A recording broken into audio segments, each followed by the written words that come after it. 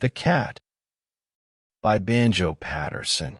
Most people think that the cat is an unintelligent animal, fond of ease, and caring little for anything but mice and milk. But a cat has really more character than most human beings, and gets a great deal more satisfaction out of life.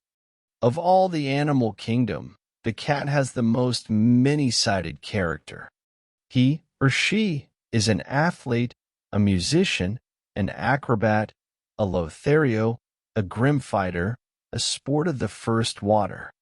All day long the cat loafs about the house, takes things easy, sleeps by the fire, and allows himself to be pestered by the attentions of our womenfolk and annoyed by our children.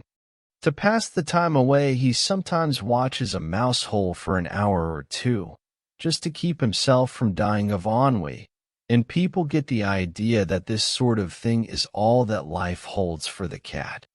But watch him as the shades of evening fall, and you see the cat as he really is. When the family sits down to tea, the cat usually puts in an appearance to get his share, and purrs noisily, and rubs himself against the legs of the family. And all the time he is thinking of a fight or a love affair that is coming off that evening.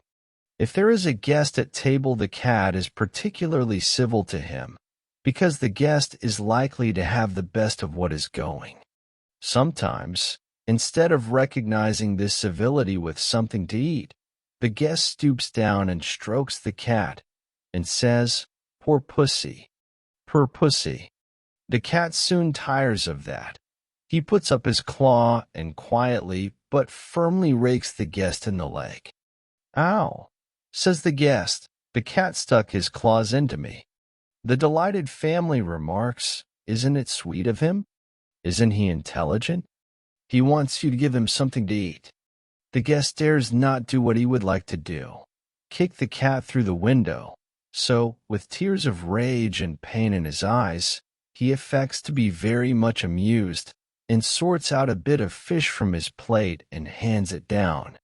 The cat gingerly receives it, with a look in his eyes that says, "Another time, my friend, you won't be so dull of comprehension," and purrs maliciously as he retires to a safe distance from the guest's boot before eating it. A cat isn't a fool, not by a long way.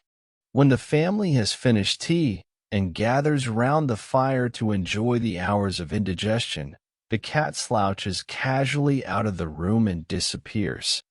Life, true life, now begins for him. He saunters down his own backyard, springs to the top of the fence with one easy bound, drops lightly down on the other side, trots across the right-of-way to a vacant allotment, and skips to the roof of an empty shed.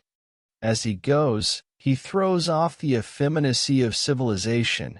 His gait becomes lithe and panther-like. He looks quickly and keenly from side to side, and moves noiselessly, for he has so many enemies: dogs, cabmen with whips, and small boys with stones.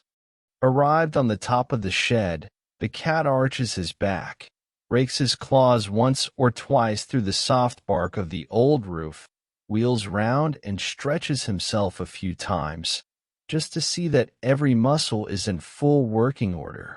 Then, dropping his head nearly to his paws, he sends across a league of backyards his call to his kindred, a call to love, or war, or sport. Before long they come, gliding, graceful shadows, approaching circuitously, and halting occasionally to reconnoiter, tortoiseshell, tabby, and black, all domestic cats, but all transformed for the nonce into their natural state. No longer are they the hypocritical, meek creatures who an hour ago were cadging for fish and milk. They are now ruffling, swaggering blades with a Gascon sense of dignity. Their fights are grim and determined, and a cat will be clawed to ribbons before he will yield. Even young lady cats have this inestimable superiority over human beings, that they can work off jealousy, hatred, and malice in a sprawling, yelling combat on a flat roof. All cats fight, and all keep themselves more or less in training while they are young. Your cat may be the acknowledged lightweight champion of his district, a Griffo of the feline ring. Just think how much more he gets out of his life than you do out of yours. What a hurricane of fighting and lovemaking his life is, and blush for yourself. You have had one little love affair, and never had a good, all-out fight in your life. In the sport they have, too. As they get older and retire from the ring, they go in for sport more systematically.